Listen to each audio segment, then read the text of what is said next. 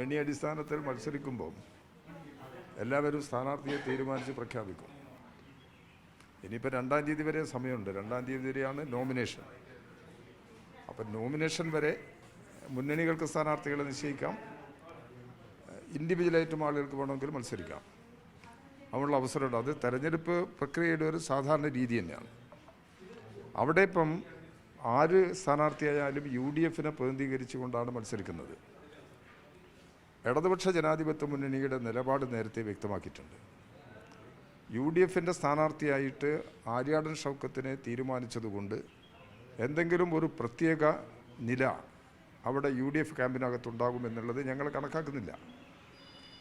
ഇടതുപക്ഷ ജനാധിപത്യ മുന്നണി നാടിൻ്റെ പ്രശ്നങ്ങൾ ഉയർത്തി അത് മണ്ഡലത്തിൽ കൈകാര്യം ചെയ്യാൻ പറ്റാവുന്ന ഒരു പ്രതിനിധിയെ അവിടെ നിശ്ചയിക്കുക എന്നുള്ളതാണ് ഞങ്ങൾ ആലോചിക്കുന്ന വിഷയം. ഇടതുപക്ഷ ജനാധിപത്യ മുന്നണി അത് കഴിയുന്നത്ര വേഗത്തിൽ ഇപ്പോൾ 2-ാം തീയതി വരെ നോമിനേഷൻ്റെ സമയമുണ്ടല്ലോ. അപ്പോൾ അതിൻ്റെ ഇടയിൽ തന്നെ സ്ഥാനാർത്ഥിയെ തീരുമാനിച്ച് പ്രഖ്യാപിക്കും. അത് ഞങ്ങളെ സംബന്ധിച്ച് വലിയ നിങ്ങൾ കാണിക്കുന്ന ഉത്കണ്ഠയൊന്നും ഞങ്ങൾക്കില്ല. ഞങ്ങൾക്ക് ഏത് സമയത്തും സ്ഥാനാർത്ഥിയെ തീരുമാനിക്കാൻ കഴിയും. തീരുമാനിച്ച് നമ്മൾ 2-ാം തീയതിക്ക് മുമ്പ് തന്നെ പ്രഖ്യാപിക്കണമല്ലോ. ഇപ്പോൾ അത് വേഗത്തിൽ പ്രഖ്യാപിക്കുന്നതിന് വേണ്ടിയുള്ള നടപടി ഞങ്ങൾക്ക് പാർട്ടി സംഘടനാ തലത്തിലൊക്കെ ആലോചിക്കേണ്ട വിഷയങ്ങളുണ്ട്. മുന്നണിയുമായി കൂടിയാലോചിക്കേണ്ട പ്രശ്നമുണ്ട്. ഇതെല്ലാം ഇതിൻ്റെയും ഭാഗമായി സമയത്ത് ഞങ്ങളുടെ സ്ഥാനാർത്ഥിയെ പ്രഖ്യാപിക്കും. അതാണ് അതിനൊരു തിരുത്തൽ ആവശ്യമുണ്ട്. ഇവിടെ ഇപ്പോൾ ഈ തെരഞ്ഞെടുപ്പിലേക്ക് അടുക്കുമ്പോഴും PV അൻവർ ഇടഞ്ഞു നിൽക്കുന്ന സാഹചര്യം, പ്രത്യേകിച്ച് ആര്യാടൻ ഷൗക്കത്തിന്റെ സ്ഥാനാർത്ഥിത്വത്തിനെതിരെ തുറന്ന വിമർശനം ഇതിനോടകം തന്നെ രേഖപ്പെടുത്തുകയും ചെയ്യുന്നു. ഇടതുപക്ഷ ജനാധിപത്യ മുന്നണിക്കകത്ത് കോളിളക്കം സൃഷ്ടിച്ചു എന്നുള്ള നിലപാട് ശരിയല്ല. അത് മാധ്യമങ്ങളെല്ലാം ചേർന്നിട്ട് കോളിളക്കം സൃഷ്ടിക്കുന്നതിന് വേണ്ടി ശ്രമം നടത്തിയതാണ്. അതിൻ്റെ അപ്പുറത്തുള്ള കോളിളക്കമൊന്നും കേരളത്തിലില്ല.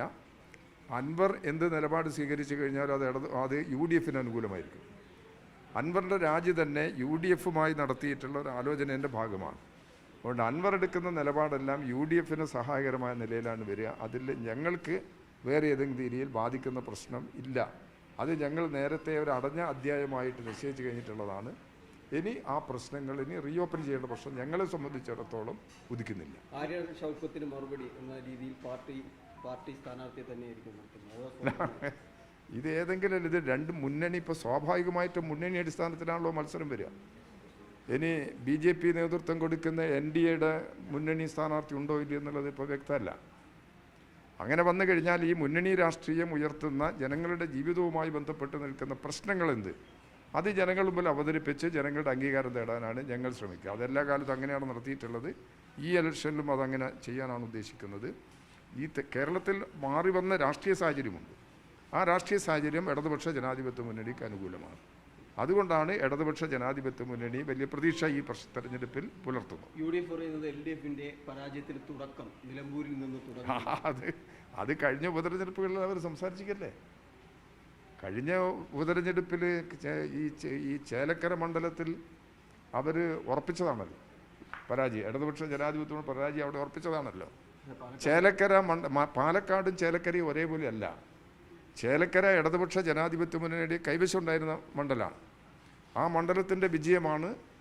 ഒരിക്കലും കേരളത്തിലെ ഗവൺമെൻറ്റിനെതിരായ പ്രതികരണം ഇല്ല. LDF ഗവൺമെൻറ്റിനെതിരായ പ്രതികരണം കേരളത്തിലില്ല.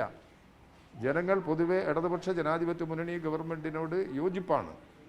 ആ ഫലമാണ് ചേലക്കരയിൽ പ്രകടനം. അതുകൊണ്ട് ചേലക്കരയും പാലക്കാട് ഒരുപോലെയല്ല. ചേലക്കരയ്ക്ക് വ്യത്യാസമുണ്ട്. ചേലക്കര അന്ന് ചേലക്കര പരാജയം ഉറപ്പാക്കാൻ വേണ്ടി പ്രവർത്തിച്ചതല്ലേ, തോറ്റിട്ടില്ലല്ലോ. അപ്പം അതുകൊണ്ട് നിലമ്പൂർ അസംബ്ലി മണ്ഡലം എന്ന് പറയുന്നത് എല്ലാ കാലത്തും ഇടതുപക്ഷത്തിൻ്റെ ഒരു സ്ട്രോങ് ഹോൾഡല്ല. ഇടതുപക്ഷ ജനാധിപത്യം അവിടെ ജയിച്ചിട്ടുണ്ട്, തോറ്റിട്ടുണ്ട്. അത് ഓരോ സന്ദർഭത്തിലുള്ള രാഷ്ട്രീയ സാഹചര്യത്തിൻ്റെ അടിസ്ഥാനത്തിലാണ്. അപ്പോൾ അവിടെ ഈ തവണ കേരളത്തിൻ്റെ പൊതു രാഷ്ട്രീയ നില വെച്ച് പരിശോധിക്കുമ്പോൾ ഇടതുപക്ഷ ജനാധിപത്യ മുന്നണി വൻതോതിൽ വിജയം നേടും എന്ന സാഹചര്യമാണ് ഇപ്പോൾ നിലവിലുള്ളത്. അത് ആ നിലയ്ക്കാണ് വിജയത്തിൻ്റെ പ്രതീക്ഷ ഞങ്ങൾ ഉയർത്തിപ്പിടിക്കും. അല്ല, അത് ഞാൻ ഇന്നലെ നിങ്ങളോട് പറഞ്ഞില്ലേ. ഞാൻ പറഞ്ഞല്ലോ, ഓരോ സന്ദർഭത്തിലുമുള്ള രാഷ്ട്രീയ അന്തരീക്ഷത്തിൻ്റെ പ്രത്യേകത വെച്ചാണ് തെരഞ്ഞെടുപ്പിൻ്റെ ഫലം രൂപപ്പെടുന്നത്. അത് ഇവിടെ ഈ തെരഞ്ഞെടുപ്പിലും ബാധകമാണത്. അതാണ് ഞങ്ങൾ മുന്നോട്ട് വെച്ച കാര്യം.